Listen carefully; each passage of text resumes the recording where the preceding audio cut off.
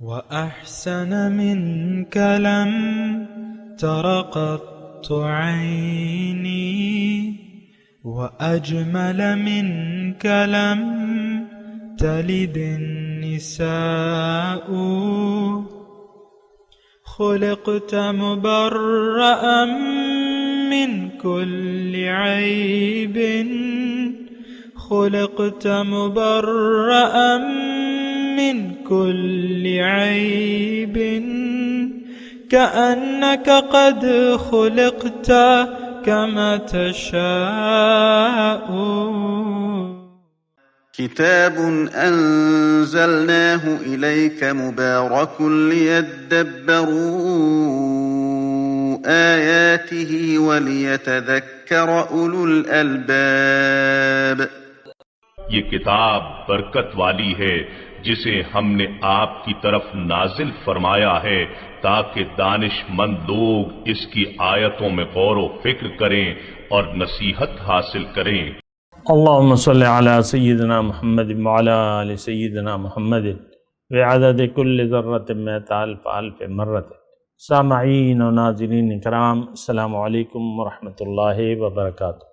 سامعین کرام، سورہ انعام درس نمبر 619 آیت نمبر 164 حصہ چہارم. آج کا موضوع، کیا ہم صراط مستقیم سے بھٹک گئے ہیں؟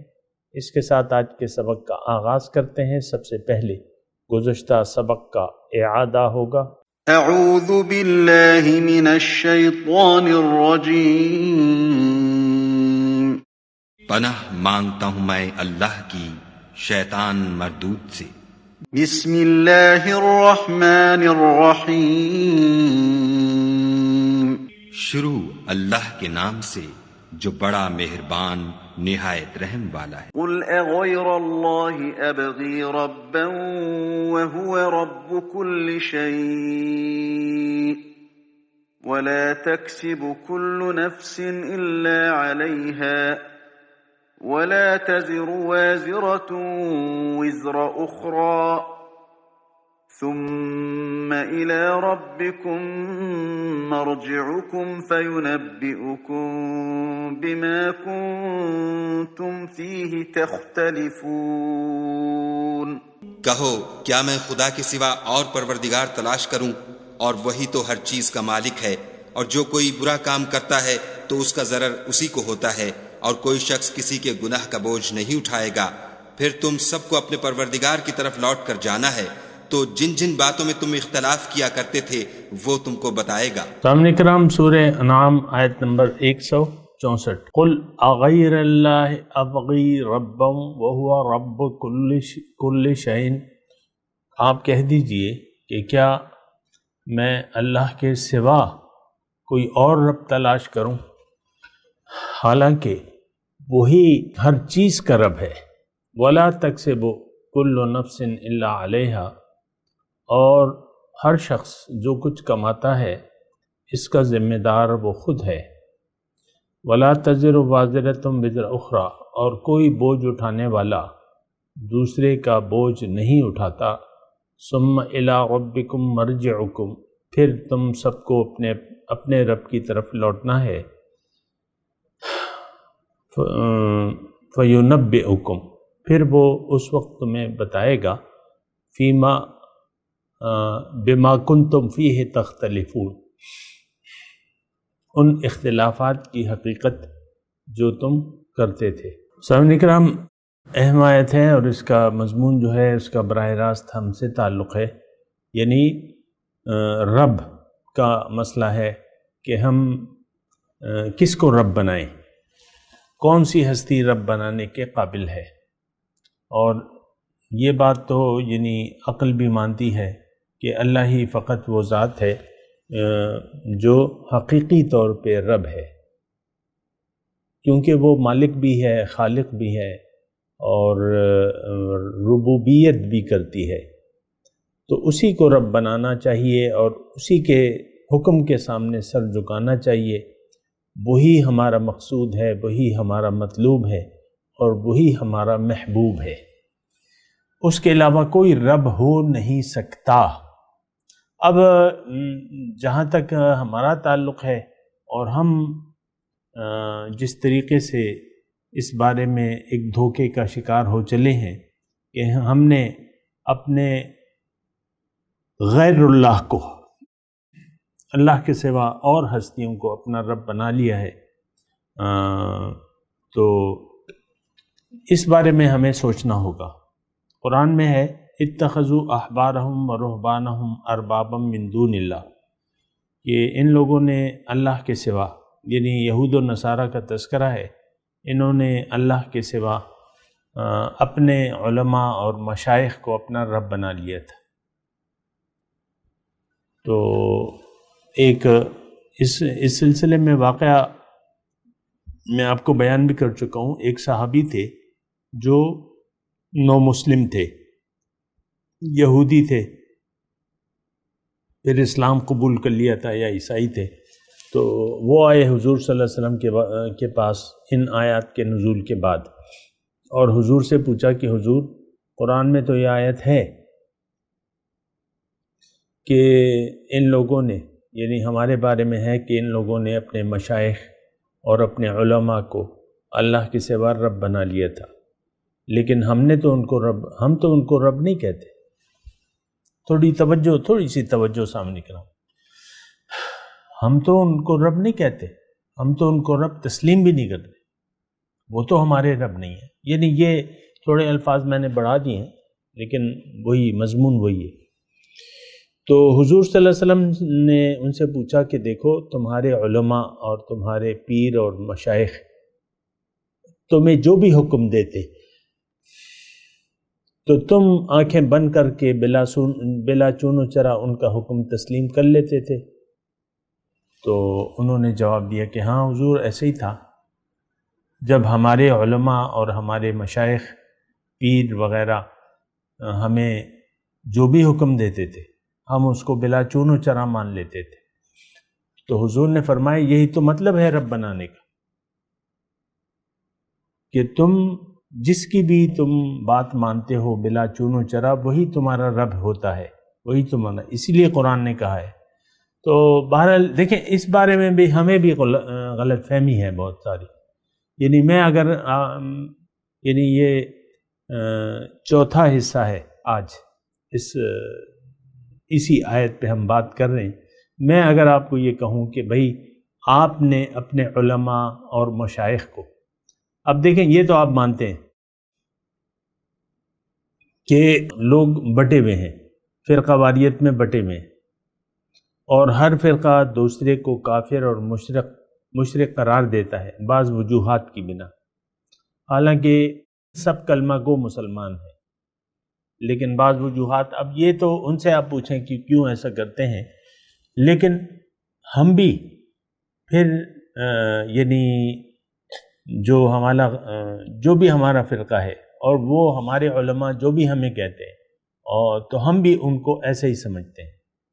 کافر اور مشرک، دوسرے کلمہ گو مسلمان کو ہم بھی کافر اور مشرک قرار دیتے ہیں۔ پھر آپ یہ جو اختلافات ہیں ہمارے، فروعی اختلافات ہیں، جزوی اختلافات ہیں، تو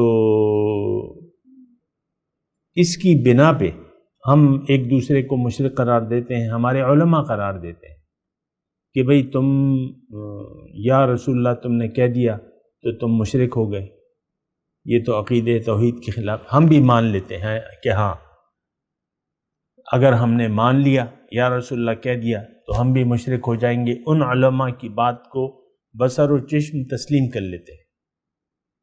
آپ دیکھیں یعنی اس مرض میں تو یعنی ایک یہ پہلو ہے سامنے کرام، یہ ربوبیت کا ایک پہلو ہے کہ میں جس فرقے سے، مثال کے طور پہ میرا تو کسی بھی فرقے سے تعلق نہیں ہے، لیکن ظاہر ہے یہاں تو تصور بھی نہیں ہے، آج مسلمان معاشرے میں کسی بھی فرقے سے علیحدہ ہو کے اپنے آپ کو صرف مسلمان کہلانا اور کسی بھی فرقے کا دعویٰ نہ کرنا، یہ تو یعنی آج سوچا بھی نہیں جا سکتا۔ ضرور اگر آپ مسلمان ہیں تو کسی نہ کسی فرقے سے آپ کا تعلق ہوگا، یا آپ دیوبندی ہوں گے، یا بریلوی ہوں گے، یا اہل حدیث ہوں گے، یا شیعہ ہوں گے، اگر کوئی کہے میں کچھ بھی نہیں ہوں تو آپ اس کے اسلام میں شک کرنے لگتے ہیں۔ ایسی بات ہے کہ نہیں ہے؟ تو آج تو تصور بھی نہیں ہو سکتا عام طور پہ، یہ تو عام آپ دیکھ لیں ہر مسجد پہ ایک تختی لگی ہوئی، اور یہ میں آپ کو دوبارہ کہہ رہا ہوں کہ یہ ایک جز ہے، ہم تو کل کا شکار ہے۔ ہم نے تو ہم تو اپنی نفس کی بات مانتے ہیں، یہ علماء اور پیروں کے علاوہ جو ہے ہم نے اپنے نفس کو اپنا خدا بنا لیا ہے، بلا چون و چرا اپنے نفس کی مانتے رہتے ہیں کہ برعکس اس کے کوئی بھی نفس ہمیں ایک راستہ سجاتا ہے۔ دیکھیں یہ اب فرقواریت سے بات الگ ہوگی، یہ اب ہم عام اپنی نفس، ہم جو زندگی گزار رہے ہیں عام، ہمیں ہمارا نفس جو بھی تجویز دیتا ہے، جو بھی چیز اچھی کر دکھاتا ہے، خواہ وہ بری ہی کیوں نہ ہو، خواہ وہ شریعت کے خلاف ہی کیوں نہ ہو، ہم اس کے لیے تیار ہوتے ہیں۔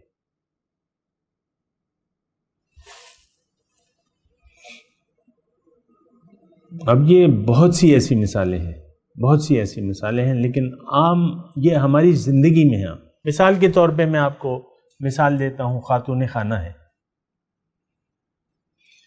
اب خاتون خانہ، اب ظاہر ہے کہ اسلام کی ہدایت تو تمام زندگی تک محیط ہے، اور اسلام نام ہی آپ کے اخلاق کا ہے کہ آپ کے اخلاق کیسے ہوں، لیکن خاتون خانہ کا اور اس کے میاں کا اپنا ایک پیمانہ ہے اخلاق کا، ایک دوسرے سے برتاؤ کا۔ تھوڑی سی توجہ سامنے کرام، اب قرآن اور حدیث لاکھ ہمیں کچھ پیش کرے کہ بھئی خاتون خانہ کو کہے، بیوی کو کہے کہ شوہر کا یہ درجہ ہے اور شوہر کی یہ اہمیت ہے، لیکن مجال ہے کہ عورت شوہر کا اس طریقے سے احترام کرے یا اس طریقے سے برتاؤ کرے جو اس کو شریعت یعنی اللہ اور اس کے رسول حکم دیتے ہیں۔ نہ شوہر یہ رویہ اختیار کرتا ہے، نہ بیوی اپنے شوہر سے۔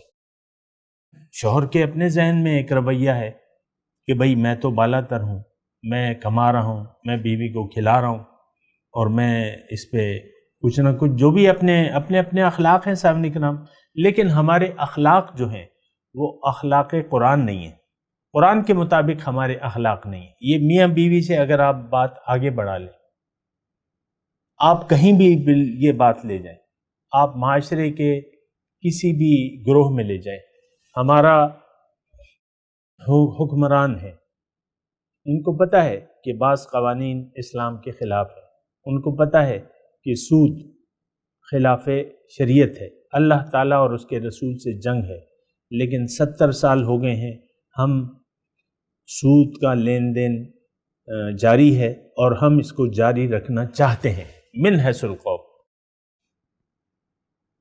یہ باتیں میں آپ کو کہتا رہتا ہوں، لیکن آپ کے کان پہ جوں تو نہیں دکھتی، کیونکہ ہمارا ایک ذہن ہی نہیں ہے کہ ہم اپنے اللہ کے حکم کے سامنے سر جھکا دیں۔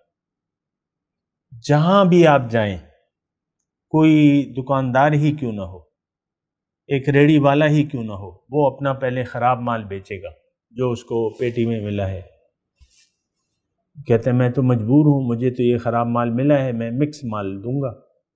اب بعض ریڑھی والے اکثر ریڑھی والے ایسے ہوتے ہیں جو آپ کو ہاتھ نہیں لگانے دیتے اپنے ریڑھی کے مال پہ۔ آپ اگر اچھی چیزیں ٹٹولتے ہیں، وہ آپ سے کہتے ہیں آپ سلیکشن نہ کریں، ہم مال آپ کو دیں گے۔ تو بہرحال یہ دیکھیں، یہ ایک بیماری ہے۔ یہ رب کی میں بات کر رہا ہوں، اغیر اللہ ابغی ربم وہو رب کل شیء، کیا رب اللہ کے علاوہ میں کسی اور کو رب ڈھونڈ لوں، کسی اور کے حکم کے سامنے سر جھکا دوں، کسی اور کو اپنا محبوب بنا لوں اللہ کے سوا؟ تو دیکھیں یہ رب کے معنی بھی ہی وسیع ہیں، میں آپ کو کہہ رہا ہوں نا، اور اس کا ساری زندگی پہ ہمارا دائرہ کار ہے۔ اس وقت دنیا میں 2 قسم کے لوگ ہیں، ایک وہ چھوٹا سا گروہ جو ہے وہ ہے جن کا رب اللہ ہے، ان الذین قالوا ربنا اللہ، اور ایک بڑی اکثریت جس میں یہودی بھی ہیں، نصارانی بھی ہے، نصرانی بھی ہیں، ہندو بھی ہیں، ہمارے مسلمان جو برائے نام ہیں، وہ سب ایک ہی تہلی کے چٹے بٹے ہیں۔ وہ کہتے ہیں، یعنی زبان حال سے وہ کہہ رہے ہیں کہ ہمارا رب اللہ نہیں ہے، ہم نے تو اپنے رب ڈھونڈے ہوئے ہیں، ہمیں مت بتاؤ۔ اب یہود و نصارہ، اب دیکھیں یعنی نزول قرآن کے وقت یہ آیت، یہ سورہ مبارکہ مکی ہے، آخری دور کی، اور اب مدینہ حضور تشریف لے جاتے ہیں، وہاں کے یہودیوں کے علماء باوجود حضور صلی اللہ علیہ وسلم کو پہچاننے کے حضور کی رسالت اور قرآن کی صداقت سے انکار کر دیتے ہیں۔ وہاں کے عوام، ان کو بھی پتہ چل جاتا ہے، لیکن چونکہ علماء نے نہ مانا تو ہم بھی نہیں مانتے، ہمارے علماء نہیں مانتے حضور کو صلی اللہ علیہ وسلم، ہم بھی نہیں مانتے۔ یہ تھوڑا سا آپ تصور تو کریں نا، 3 قبیلے تھے حضور کے،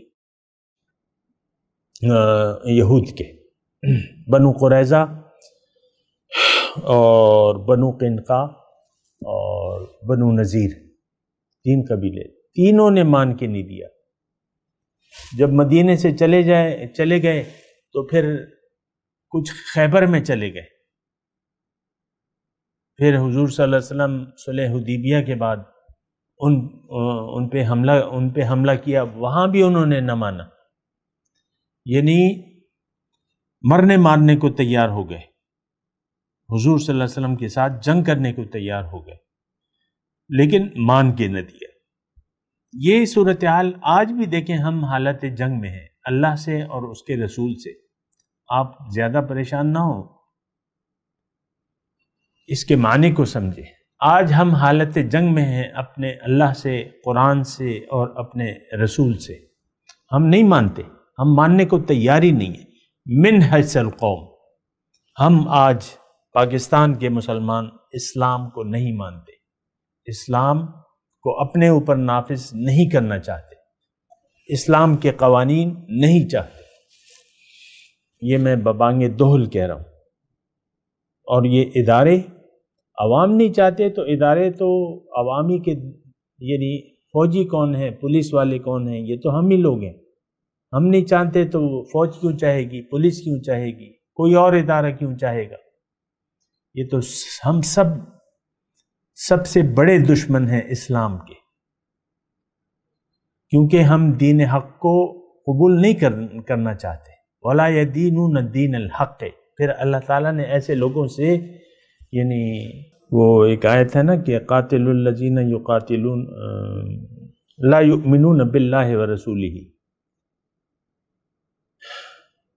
وہ پوری آیت میں تھوڑی سی یاد کرنے کی کوشش کر رہا ہوں۔ قاتل الذین لا یؤمنون باللہ ورسولہ، اور ولا یدینون الدین الحق من الذین اوتوا الکتاب والکفار، ایسی کوئی مفہوم، یعنی پوری مجھے وہ آیت یاد نہیں آ رہی، لیکن اس میں مضمون یہ ہے، اس کا مفہوم یہ ہے کہ تم جنگ کرو۔ قاتل الذین لا یؤمنون باللہ والیوم الآخر، جو یوم آخرت پہ اور اللہ پہ ایمان نہیں رکھتے، اور جو اہل کتاب میں سے کیوں نہ ہو، ولا یدینون الدین الحق، اور دین حق کو تسلیم کرنے کے لیے تیار نہ ہو، حتی یعطوا الجزیۃ عن ید وہم صاغرون، یہاں تک کہ وہ جزیہ دینے کو تیار نہ ہو اور وہ یعنی محکوم بن کے رہنے کو تیار نہ ہو، تو ان سے اس وقت تک تم جنگ کرو۔ ہم نے جنگیں لڑی ہیں نا، عیسائیوں پہ غلبہ پا لیا ہے، یعنی رومیوں پہ، عیسائیوں پہ، یہ سب ممالک کو ہم نے فتح کر لیا۔ آپ نے دیکھیں، یعنی ساری آپ اپنی تاریخ دیکھ لیں، حضور صلی اللہ علیہ وسلم کے بعد صحابہ کرام نے سب پہ یعنی جنگ کی ہے ان سے، اور وہ فتوحات تو ہم کہہ دیتے ہیں، لیکن کیا فتوحات کیا ہے، کس لیے ہوتی ہیں؟ یہ اللہ کا دین غالب کرنے کے لیے ہوتی ہیں۔ ہم تو کسی اور نظریے سے دیکھتے ہیں، لیکن اصل یہ ہے، آج بھی ہمارا فرض یہ ہے کہ ہم خود مسلمان بن جائیں اور دنیا پر اسلام غالب کرنے کی بھرپور جدوجہد کریں، محنت کریں۔ یہ آج کیونکہ یہ تو فرض ہے دین کو قائم کرنا، وَأَنْ أَقِيمُ الدِّينَ، کہ تم دین کو قائم کرو، نہ صرف اپنے آپ پہ بلکہ ساری دنیا پہ، کیونکہ رسول بھجوائے اللہ تعالیٰ نے اس لیے ہے کہ هُوَ الَّذِي أَرْسَلَ رَسُولَهُ بِالْهُدَى وَدِينِ الْحَقِّ لِيُظْهِرَهُ عَلَى الدِّينِ كُلِّهِ وَلَوْ كَرِهَ الْمُشْرِكُونَ وَلَوْ كَرِهَ الْكَافِرُونَ۔ اللہ تعالیٰ نے تو رسول کی بعثت کا فیصلہ کیا ہی اس لیے ہے، ہدایت اور دین حق دے کے بھجوائے اپنے رسول کو، بالہدا و دین الحق لیظہرہ علی الدین کلہ، تاکہ تمام ادیان باطل پر، من گھڑت دینوں پر اس کو غالب کر دے، اگرچہ یہ بات کافروں کو ناگوار ہے اور مشرکوں کو ناگوار ہے۔ آج جہاد کا چیپٹر تو ہم نے بند کر دیا ہے سامنے کرام۔ وہ جو جھوٹا مدعی نبوت تھا تو اس نے کہا کہ میں نے جہاد کے ختم کرنے کے لیے اتنی کتابیں لکھی ہیں کہ اس سے الماریاں بھر جائیں، تو اس کا مشن تو تقریباً اس وقت تک تو کامیاب ہے کہ جہاد بالفعل، یعنی یہ تصور ہمارے ذہن سے ختم ہو چکا ہے۔ قتال فی سبیل اللہ، ہم خود مسلمان نہیں ہیں تو دوسروں کو کیا یعنی دنیا میں کیا اسلام پیش کریں گے یا ان کو دعوت دیں گے؟ ہم خود سب سے بڑے دشمن ہیں اسلام کے اس وقت سامنے کرام۔ تو بات یہ ہے کہ یہ دیکھیں اس غلط فہمی میں نہ رہیں کہ میں اللہ کو رب تسلیم کرتا ہوں یا کرتی ہوں، انفرادی طور پہ بھی میں آپ سے کہہ رہا ہوں، اس غلط فہمی میں نہ رہیں۔ یا تو حقیقی طور پہ اللہ کے حکم کے سامنے آپ سر جھکا دیں، ورنہ ویسے تو آپ کا سر اٹھا ہوا ہے، آپ کا سر جھکا ہوا نہیں ہے۔ ہمارا سر انفرادی طور پہ بھی اور اجتماعی طور پہ بھی ہمارا سر اللہ کے حکم کے خلاف اٹھا ہوا ہے۔ ہم نہیں مانتے یہ قرآن کے ضابطے، یہ اسلام کے ضابطے، یہ رسول اللہ صلی اللہ علیہ وسلم کے جو تعلیمات ہیں، ہم علی الاعلان بزبان حال یہ کہہ رہے ہیں کہ ہم یہ نہیں مانتے۔ ہم اسلام کو، آپ دیکھ لیں پاکستان کو، اپنے دیکھ لیں میڈیا آپ کو کیا پیش کر رہے ہیں، آج لوگ کیا چاہ رہے ہیں۔ یہ سیاسی جماعتوں کے مینیفیسٹو آپ دیکھ لیں جو منشور ہیں ان کو آپ دیکھ لیں، ساری ظاہر کی باتیں ہیں۔ ابھی ہمارے حکمران عمران خان ہیں اور وہ کیا تبدیلی کا وعدہ لیا ہے۔ تبدیلی کس چیز کی؟ زندگی میں نہیں، اللہ کی اطاعت کی تبدیلی نہیں ہے، یہ بس 1 کروڑ نوکریاں دیں گے، 50 لاکھ گھر بنا دیں گے، یہ تبدیلی، اور آخری امید اپنے آپ کو قرار دے رہے ہیں۔ ابھی 2 سال گزر چکے ہیں اور کوئی امید بر نظر نہیں آتی، اور تبدیلی کیا لائیں گی؟ لیکن تبدیلی جس کے یعنی بھروسے پر آپ نے ووٹ دیا تھا، اور وہ صرف ظاہر کا دھوکہ تھا، ظاہر کے بارے میں تبدیلی کہہ رہے تھے، 200 ارب ڈالر لائیں گے اور 400 ارب ڈالر لائیں گے، 200 ارب ادھر دے دیں گے اور 200 ارب ڈالر ادھر دے دیں گے، اور بس ایسا ہو جائے گا ویسا ہو جائے گا۔ یہ سارا جھوٹ اور سارا انہوں نے گھڑا ہوا تھا۔ اور یہ کون ہے؟ یہ تو ہماری یعنی عوام کی خواہشات کو دیکھ کے انہوں نے ایسا کیا۔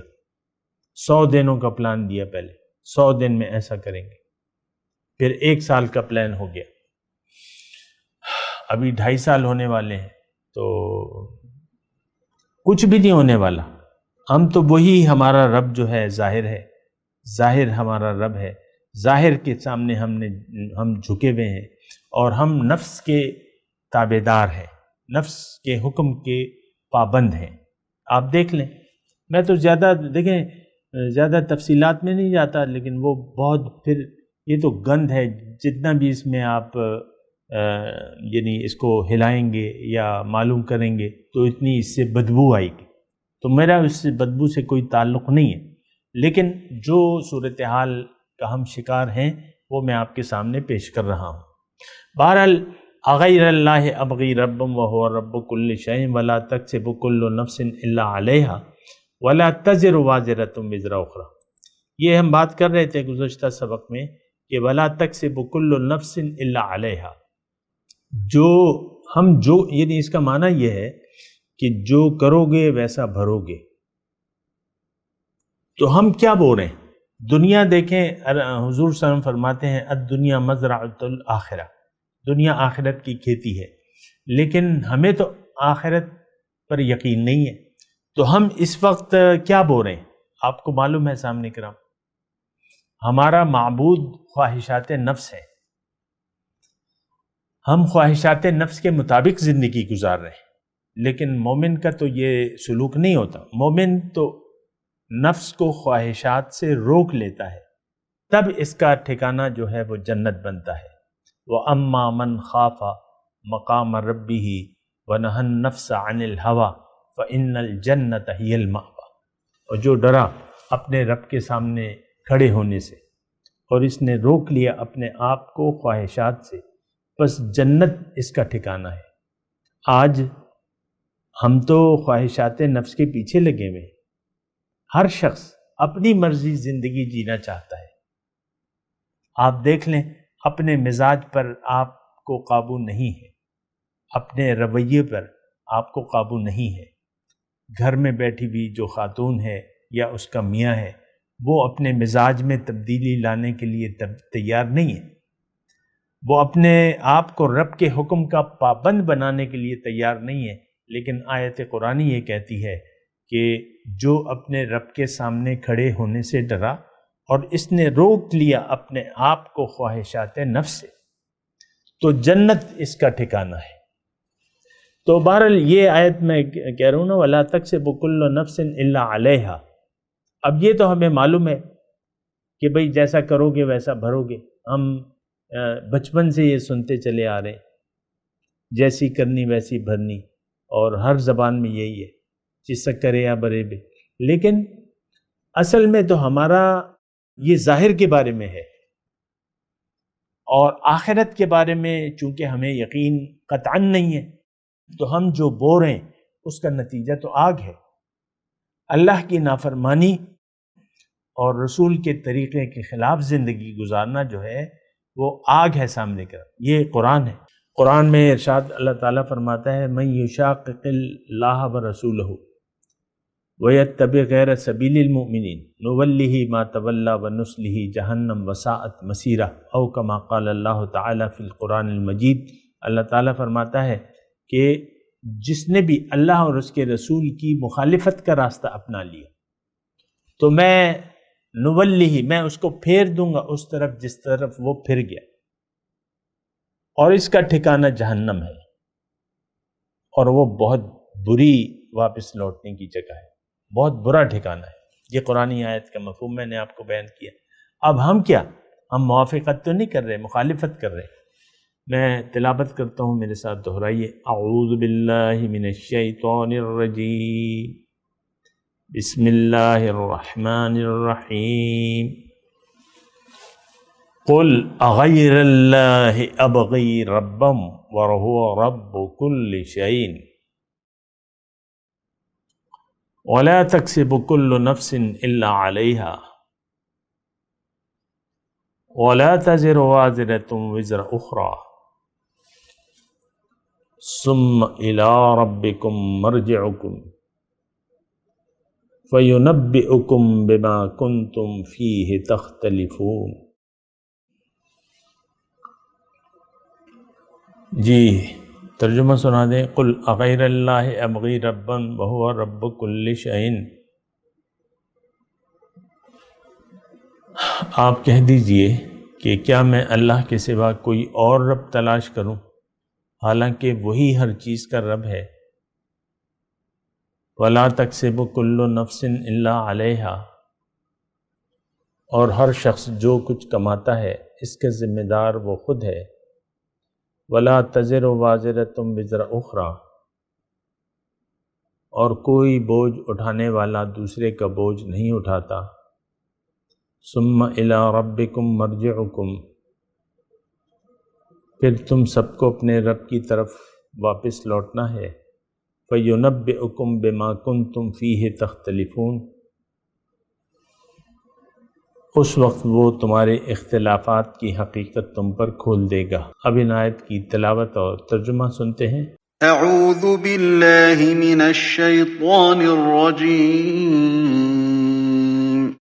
پناہ مانگتا ہوں میں اللہ کی شیطان مردود سے۔ بسم اللہ الرحمن الرحیم، شروع اللہ کے نام سے جو بڑا مہربان نہایت رحم والا ہے۔ قل اغیر اللہ ابغی ربا وهو رب كل شيء ولا تكسب كل نفس الا عليها ولا تزر وازرة وزر اخرى ثم الى ربكم مرجعكم فينبئكم بما كنتم فيه تختلفون۔ کہو کیا میں خدا کے سوا اور پروردگار تلاش کروں، اور وہی تو ہر چیز کا مالک ہے، اور جو کوئی برا کام کرتا ہے تو اس کا ضرر اسی کو ہوتا ہے، اور کوئی شخص کسی کے گناہ کا بوجھ نہیں اٹھائے گا۔ پھر تم سب کو اپنے پروردگار کی طرف لوٹ کر جانا ہے، تو جن جن باتوں میں تم اختلاف کیا کرتے تھے وہ تم کو بتائے گا۔ سامعین کرام، اس کے ساتھ آج کے درس کا وقت اختتام کو پہنچا۔ اگلے درس میں انشاءاللہ ملاقات ہوگی۔ وآخر دعوانا ان الحمدللہ رب العالمین۔ مولاي صل وسلم دائما ابدا على حبيبك خير الخلق كل